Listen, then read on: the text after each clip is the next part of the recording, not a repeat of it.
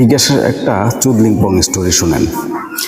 বিকাশের যে ডিএসও মানে যারা টাকা ডিস্ট্রিবিউশন করে, মানে আমাদেরকে যারা এজেন্টদের যারা টাকা দেয়, সে আমার কাছে এসে আমার নাম্বার নিয়ে তার ফোনে রেজিস্ট্রেশন করে নিছে।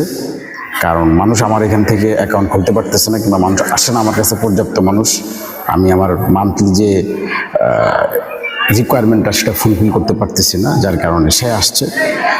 তার মোবাইলে আমার সিমটা ঢুকালো, ঢুকিয়ে তার মোবাইলে আমার নাম্বারটা রেজিস্ট্রেশন করে নিল যে সে যখন বাইরে থাকে অন্যান্য এরিয়াতে কেউ যদি বিকাশ অ্যাকাউন্ট খুলতে চায় যাতে সে সহজে খুলতে পারে, এবং সেই ক্রেডিটটা আমার নাম্বারের থেকে যাবে আর কি। মানে মান্থলি যে আমার যে টার্গেটটা সেটা ফুলফিল করবে সে নিজে।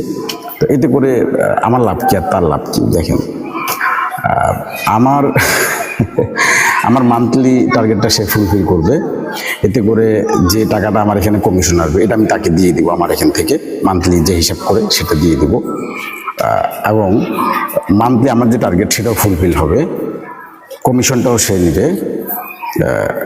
আমার লাভ কই? আমার নাম্বারটা দিয়ে ইউজ করতেছে, আমার লাভটা কই? আমার লাভ হচ্ছে এখানেই মান্থলি আমার টার্গেটটা ফুলফিল করে দিচ্ছে, যেটাতে আমার বাস্তবে রিয়েল কোনো লাভ নাই।